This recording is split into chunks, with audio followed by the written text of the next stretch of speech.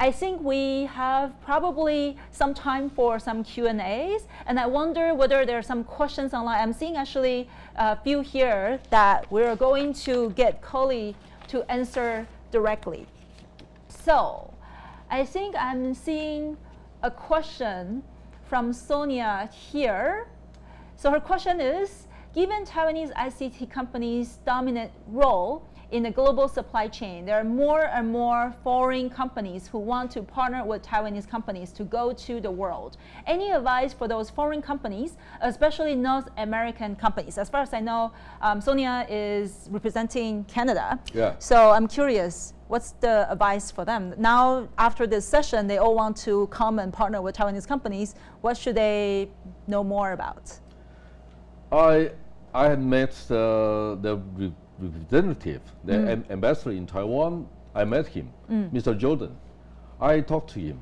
I say, yes, now Japan and Korea car industry components highly rely on China production site. Maybe more than 30% of their components derive from China production base. But North America only 14% about. It's about Canada.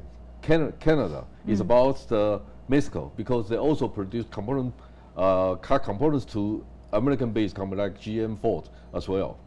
So in the car industry, first-tier components vendors, we have 4 in the world. Bosch, Denso, Continental, and which one is another one? The Canadian Magna. Magna is the 4th one. They're also very successful. And but as I mentioned, in the future, semiconductor components is getting more important. I just talked to Mr. Jordan. I say, yes, we can organize a delegation to Canada, but you have to promise me, you organize a platform that people can work together. I also like to encourage Taiwanese companies to invest in Canada, to help Ford, to help GM, to build their own industry, and even Tesla. Yeah. Elisa, you must know that. In the beginning stage, Tesla, most of the components of Tesla, they purchase from Taiwan. Yeah. So even today, our like Delta, like Quanta, like WPG, they co-work with car makers very closely. So I believe in the coming electric car, and Taiwan will play a significant role in the industry. And I always love how, Colley, you always have this like very high level perspectives, because like when it comes to advice for foreign companies, I think it's important to look at the industry sort of like level. So say for example, the car industry, how to have this collaboration in between, either Canada and Taiwan or the rest of the world with Taiwan. And if we bring things to that level, I think a lot of other things are just kind of like small details that we need to take care of. But I think the message that I'm getting is also to maybe think about, depending on where you come from, what's the strengths and how Taiwan can help and co-work and to partner together to basically empower more local economy. And we have another question from Songmin Cho. And the question is, what options are available to Huawei given US export controls targeting them? It's a very difficult. I cannot say, because I'm not American, I cannot become representative of America. But I think Taiwan, some of Taiwan companies or Taiwan could be a filter for that kind of things. As I mentioned, who are authorized to produce that kind of products? Maybe Foxconn, Compal, Wistron, Advantech as well. Though they are one kind of filter. Second one is WPG. Like district company, like Avnet, Arrow, they can play the role. Which one is the third one? UL certification. So I mean, if we can build a platform, put some criteria, what kind of components can go to China, what kind of cannot go. But take different way to think about China side. China will try to build their own industry by themselves. Over the past 2 decades, China welcome multinational companies invest in China. So made in China is okay for. But now in the coming years, coming decades, China will say, no, it must be produced by Chinese. So there's a different approach. So China have to build their own capability to confront the new threat, and there's no way to avoid. Do you think the domestic demand in China is big enough for Huawei now that it seems like it's getting more and more difficult for them to export?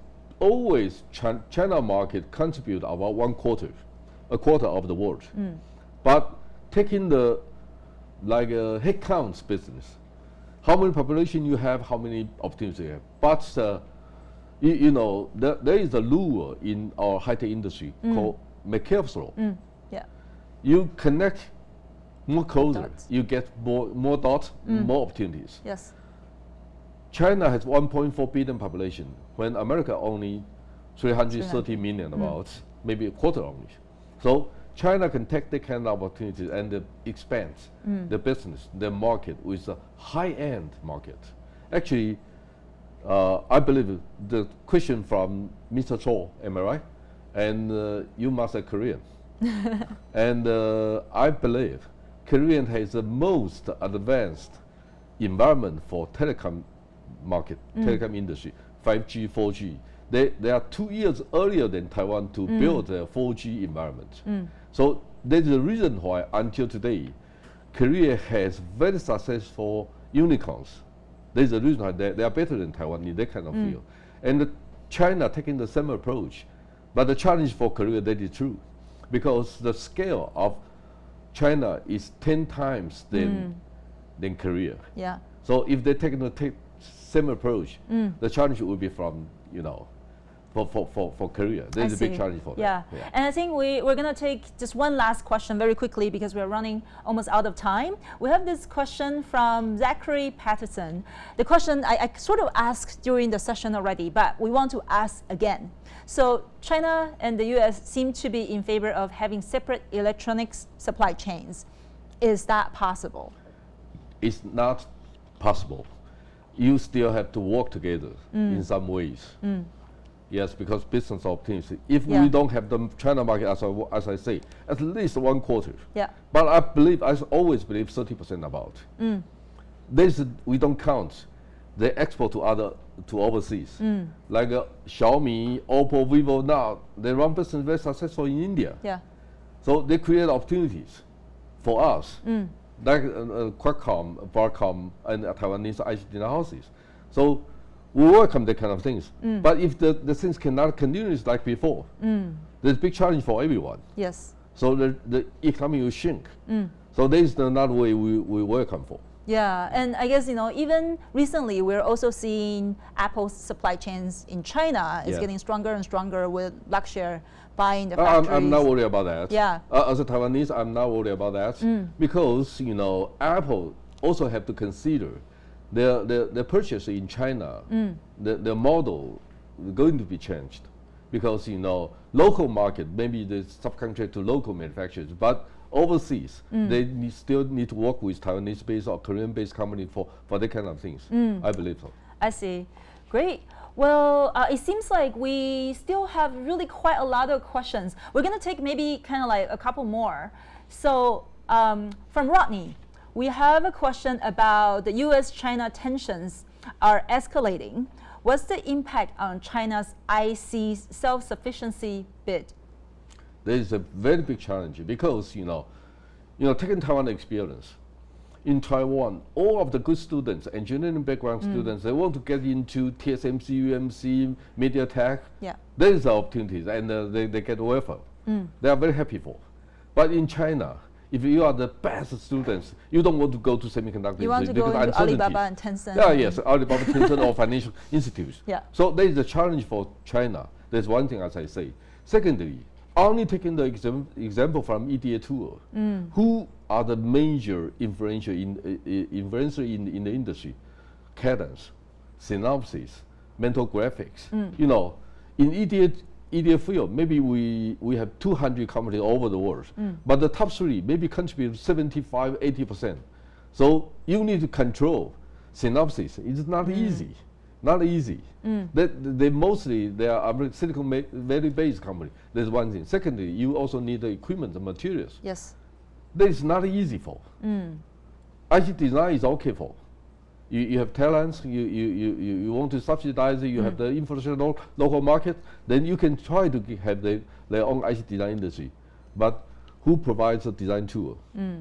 Who provides equipment, materials, and who distribute for you? Because warehouse, it looks like easy, but it's not easy. So some said that China is probably still, I don't know, like depending on who you ask, 20 years behind.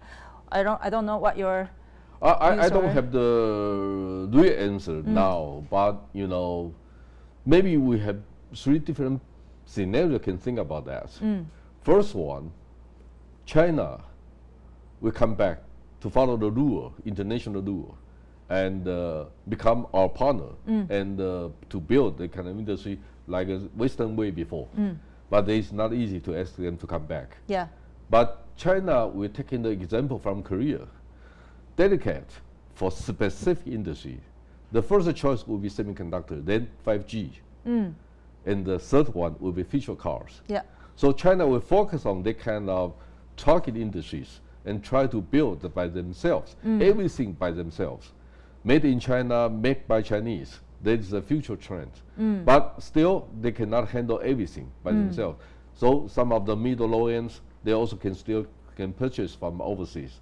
But Silicon Valley-based company have to think, or European-based company have to think about the way, the opportunities from South Asian countries. Then we create more rooms for developing, then we can get more opportunities for.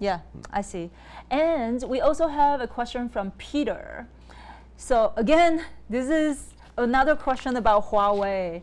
It seems like it's a very popular keyword here. Can Huawei survive the American chip embargo? I don't know. I had been to Huawei and discussed with Huawei friends. That is not easy because now it's recently you say even Indian government taken a very different approach to think about the China ban. So there's a big challenge for Huawei and difficult.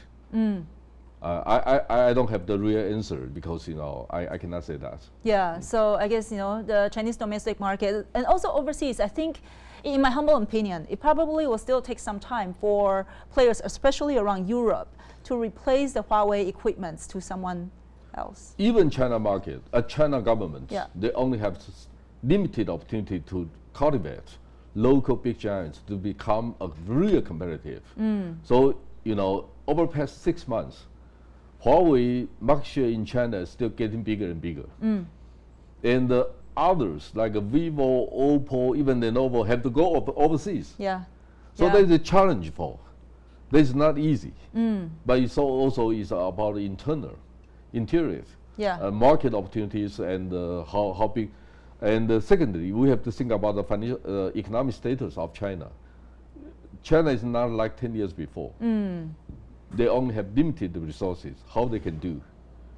And they also have to keep low profile. Will they? They should. That's what I suggest for. They have to attract people to co-work with them. But economic theories cannot help and allow them to handle that way like before. I see. And our next question is from David. So it says, Taiwan continues to invest in China. We could see actually in Q2, it seems like the government is trying to bring back more capital back from China. But it seems like export-wise, it seems like at least the number still shows that there's quite a bit of outflow into China. So more and more factories, yet China continues to threaten Taiwan in many ways. Does a new strategy need to be considered? Yeah, absolutely. In year 2000, if you're a Taiwanese company, you don't have China policy, you're stupid. But in year 2020, you don't have US policy, you're stupid too. So you have to think about how to work more smarter than others. But believe me, we have 35 years experience about that kind of things, whole Taiwan.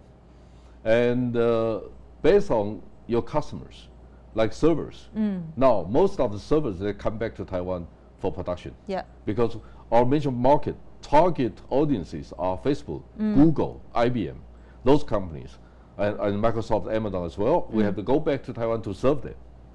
And like notebook PC, some of them, I believe, within 3 years, now 100%, almost 100% we produce in China. Yes. But 3 years later, Vietnam will contribute 30%.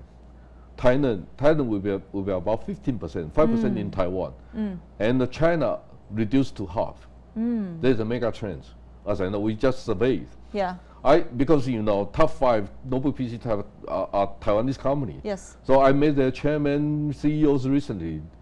You have to believe, over past 12 months, I met the minister, Filipino government, the Vietnam government, the India government. I met many, and I listened to them. How they attract Taiwanese companies to go there, and I met the local executives. Yeah. Very closely. Every month, every night. And I cannot say every night, every week. I met them. I listened to them. Yes. How many percent will go to Vietnam? How many percent go to Philippines? We know something about that. Okay. Okay. So basically, what I'm getting here is that maybe what we should think about more is not necessarily whether we go to China. It's also about what are the other possibilities. We will keep some capacity in China. Yeah. And even exchange with the local partners. Yeah. Like luxury shares recently, they co-work with Strong. And I believe some of others, they are going to have that kind of similar strategy for work together. But I strongly suggest American-based company need to understand what is the real supply chain. Speak frankly, many years ago, about 10 years ago, I went Seattle to meet the big giants. I cannot say which one, but there are anyway. 2 there. There are 2 there. One of them. I spent 4 days work for them to introduce. If you want your servers, if you want your PCs, how you work with the supply chain, and I'm really curious why they didn't understand. It is just like a very basic knowledge of Taiwanese because we live here. Yeah. We have the infrastructure, so we know something like that kind of things. But DIGITIMES provides 90 articles on news every day. You can trace back. You can trace our English website. We update about 20 articles into English version, so the people can understand. Yeah, I often also feel that way as well, especially traveling a lot in the States and other parts of the world. When people talk about supply chains, I think a lot of time people outside of Asia focus mainly on more of the logistics side, while for the manufacturing side and the insight that you can get on the upstream, like be the first to get that, say for example, even what can you infer from the shipments and so on and so forth. Those are really the insights and observations only available in these parts of the world. And we're going to take the last 2 questions. One is from Chris Shang, and the question is, do you feel that Taiwan's governments and companies are open and ready for more international partnerships? What separate foreign companies that have become successful working with Taiwan and those who aren't? I think knowledge is the most important thing.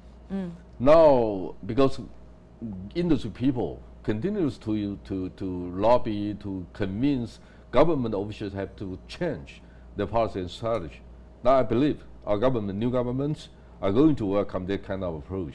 And even Science Park, Chiu Science Park can go to India, can go to Vietnam to deal with them, even with the Chiu Science Park's name.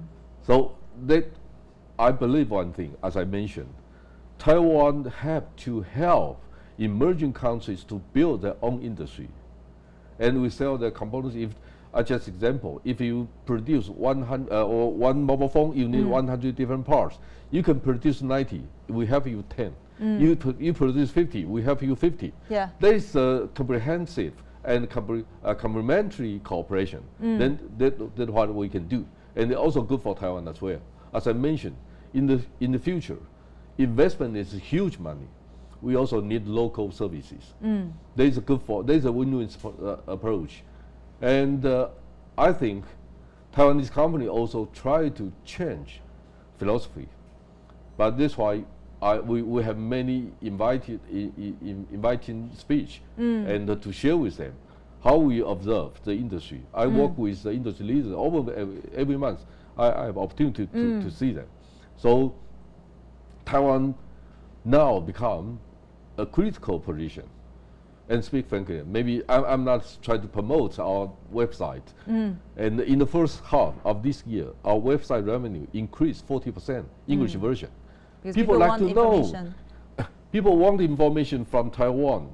And our information is reliable because industry people. But absolutely, supply chain information is very tricky.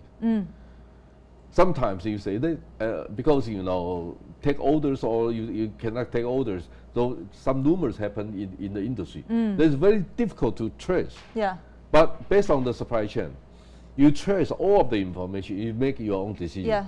And then there's judgment. So my job is to try to provide you a framework and the portfolio to understand supply chain, demand side, and the peripheral. Yes. How to combine that kind of thing together and easy to access the information from supply chain. Yeah, and I think one thing very unique is, as Colley pointed out, a lot of time there might be rumors or estimates from different players out there, but because you have been tracking them over the years, you know who tend to overstate, who tend to basically kind of like leak the real information and so on and so forth. So you are at a good position to judge what would be kind of like the best total final estimation. So I think that's really we have a research center. So we publish research report monthly, quarterly, and annually, or also invited by government, invited by industry leaders to share, to explain what happened behind the numbers, behind the figures. So we try to do that. And you hardly believe, 35 years ago, when I was green hands, I have one privilege to go to the Taiwan customs to check every commerce export figures. So then we know FOB price, we know exporting portfolio, but now we don't have the privilege like before. We don't have the system now. But I mean, in the beginning stage, government asked me to handle that kind of job. Yeah. So Taiwan started from scratch. Then we know emerging countries how they can develop their own industry. That is very important. Speak frankly and honestly, trust us, we can help you. Because Taiwan has experience. And our government say, yes, why not? To help others. Yeah, and coming back to this question about then, is Taiwan ready? I think we are seeing already a lot of Taiwanese players, they are going overseas already to take a very proactive approach to work with international partners. But I can probably share a little bit in terms of my observations in terms of whether Taiwan is ready for more international founders, investors, and so on and so forth to come here. We started Anchor Taiwan in 2017. So over the last 3 years, I have actually observed more and more foreign entrepreneurs and investors coming here. And in Taiwan, now we have the entrepreneurial visa, Gold Card visas, welcoming more international talents. Obviously, it's not perfect yet, but our government definitely, at least from what I am seeing, is trying to really be more open up. And also when it comes to setting up entities, basically hiring local talents and so on and so forth, there is a growing international communities here waiting for more injection. And these days, because during COVID-19, I think because we're doing really relatively well, so we're seeing a lot of overseas Taiwanese Americans, Taiwanese Canadians, and so on and so forth, also coming back here as well. So hopefully for Taiwan, our governments and also our companies, we can be more and more global and basically from Taiwan to work with more international partners. And before we take the last question, I'm curious, on that topic, what's your take around basically for maybe the Taiwanese government or companies? Do you have any suggestion in terms of how to make it easier for international partners to come here? Yes. Many, as I know, many car makers come to Taiwan already. And even local entrepreneurs try to develop the new model, even sports car. So Taiwan is a place to collect all of the key components together. The best place for in the beginning stage. Secondly, taking Taiwan example to Vietnam, to Philippines, to Indonesia or India is the best approach, best way, because as I mentioned once again, harmless partner. Taiwan is very easy, and even industry people encourage us to handle that kind of things. You know, as I mentioned English version DIGITIMES before, do you know how many subscribers we have now? 60,000 about subscribed. Yeah. English version. But Singapore is one of our major subscription area. Yeah. You know why? HP, Dell, Apple, they're headquartered in Asia Pacific, located over there. Yes. So I had been to Prime Minister Lee Hsien Loong's house to have dinner with him. And he also listened to us. Taiwan experience, they want the LCD panel, they want semiconductor, how they can do that. And with Taiwan experience, you can avoid waste investment. And you can leverage and maximize your value, your talents by yourself. I always taken that way to encourage people to develop industry. ICT industry not belongs to Taiwan. Yeah. ICT industry belongs to worldwide and good for next generation to help everyone. Yeah, but how about like here at home? Yes. For our governments and for the, because you have this unique opportunities to really engage directly with the chairmen of pretty much almost all of the major ICT companies here. With your interactions with them, is there anything, if any, that you want to say, hey, you know, like for us to work more with international partners, one thing that we can maybe do, or maybe for our young people, like how should we actually be more prepared to work with international partners? No margin, no room. I will encourage people to think about the value add. We have a company called Advantech. Their revenue only 1.7 billion US dollars, but their market value now is 7 billion. Industrial PC company, worldwide #1 company. Yeah. They are small, relatively small. Only 8,000 people work in the company, but they're successfully. So not only Advantech, in Taiwan we have 25 to 30 are industrial PC digital company. All of their companies' revenue, their gross margin no less than 35%. So now we need to think about diversify our products and try to customize our solutions to do vertical markets. This is the way to go. So people need open our eyes and open the vision to think about the future opportunities and to not only watch Western-based, like Silicon Valley-based companies. Our observation is to help them to localize the opportunities in South Asian countries, because as I mentioned, we have opportunities, we have the bridge, we have the economic state, we have financial support to handle that kind of things, and the talents as well. So still in the coming 1 or 2 decades, Taiwan can play a significant role, but not only Taiwan, Japan, Korea are good too. So Korean people, Taiwanese people, Japanese people, we need to think about to help them. Yeah. To co-work together to that kind of opportunities.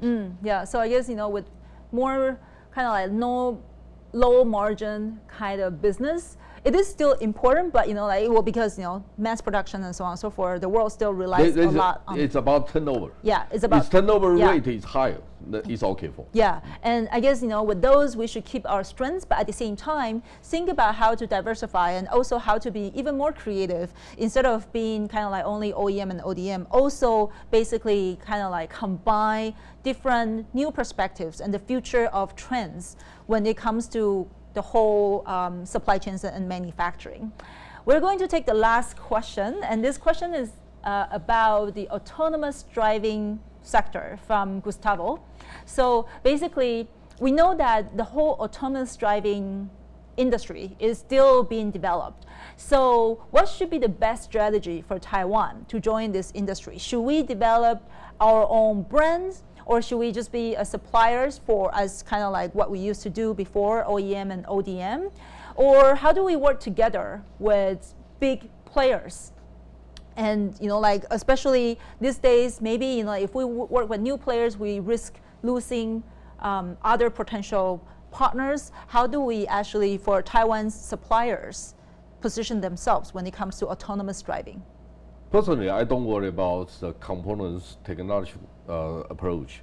I worry about system integration of Taiwan experience. But as I mentioned, Taiwan has very good education background. in Taiwan, more than 95% of our mobile phones are smartphones. They could be the highest in the world. And most of the people located live in western coast of Taiwan. So Taiwan is the best practice test bed for that kind of things. Yeah. So for future cars, connected cars, Taiwan could become troubleshooting prefield. Do you know Taiwan has an ETC system? Yes. Yes. For the audience who are not familiar, it's basically the toll station on the highway, but it's automatic, so you basically drive through. Non-stop nationwide toll system. Taiwan is a unique one and the most successful in the world. But about 8 or 9 years ago, we tried to build up this kind of system. But whole country, they are happy, not unhappy for that because you know something wrong. But troubleshooting period only 1 or 2 weeks. We solved all of the problem within 2 weeks, because troubleshooting capability in Taiwan is not difficult, not challenge for us. Also because I guess we are highly densely populated, so the majority of the population, they are very kind of like. Do you know how many vehicles we have in Taiwan? 7 million. 7 million. So now almost 100% they have ETC system. Almost 100%. Okay, let's think about that. With this kind of experience, combined with hardware solutions, we can help Vietnam, we can help Penang Island in Malaysia to solve the problem. Like Penang Island, I talked to the governor. I say, you have 1.4 million population, and 1.8, and 45% are overseas Chinese. Easy for us, for you to communicate with us, and you can learn, because Penang is an island, just like Taiwan. So you can play a role, like South Asian countries, Taiwan. You took a technology, you have to believe, Penang contributed about 8% packaging and testing semiconductor industry in the world. Okay. So they're creative, and they're still critical, but they need application environment. Penang is a good place for Taiwan to duplicate Taiwan's solution to there, and we can work together like that way. Not only Penang, but Philippines or other countries, also we can talk about that. So I guess when it comes to autonomous driving, other than the components part, which we don't need to worry too much about because because of the strengths of our supply chain, the other two areas that we can think about more probably is about R&D, especially given our talents here, and also another because of our unique positions when it comes to being that pilot sites for testing before expanding into bigger markets.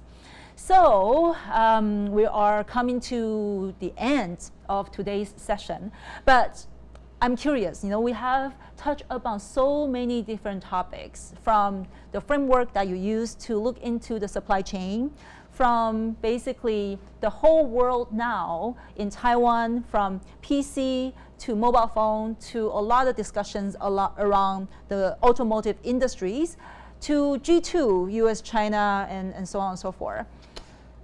If our audience were to walk away with only one message, what would you want them to remember from today's session? Don't forget the opportunities from South Asian countries. And with the room, then we have the opportunity for future. Because 650 million people live in South Asia countries, and 1.4 live in India. Maybe total, 200 million in Pakistan, 150 million in Bangladesh. So we have many people need us, and their needs is our opportunities, and the good for both sides. Always think about the people say win-win strategy. So to help China, to help South Asian countries, then we can get welfare in the future. So there's really still a lot of opportunities out there, especially the emerging markets, a lot of population still waiting to be served. But there's still a lot of challenges as well, the cultural barriers and so on and so forth that we touched upon already. So a lot of Taiwanese suppliers are doing their best in being there first to try to basically build their new supply chains. And I guess we are hoping to work more with partners from around the world to make this happen together. So I guess this book, this Disconnected ICT Supply Chains, your 9th book, is available in both Chinese and English. I've read both Chinese and English version actually. And as far as I know, the digital version is available on Amazon. So for our friends from around the world, you can go to Amazon and basically get a copy. If you like a physical copy, like I do, I love basically taking notes on this book, and I know a lot of business owners in Taiwan, they also do that. You know, they treat your books as kind of like the textbook almost for their corporate training. You can go to the DIGITIMES website. I think you can order from the website directly, and then they will ship internationally for you. And if you like today's session, this is only the first one we are doing basically for our overseas audience, but we have a lot of other topics coming up around semiconductor, around the car industry, and also more in-depth discussion on each areas that we touch upon. If you want to get the information, I suppose, remember to subscribe to DIGITIMES newsletter if you want to be informed. And if you haven't done so yet, they have really daily, very informative contents about the supply chains, not only in Taiwan and also globally as well. So with that, thank you so much, Colley. It has always been a pleasure to have this conversation with you, and hopefully we will see you again very soon. Thank you. Thank you, Elisa. Bye-bye. Bye-bye.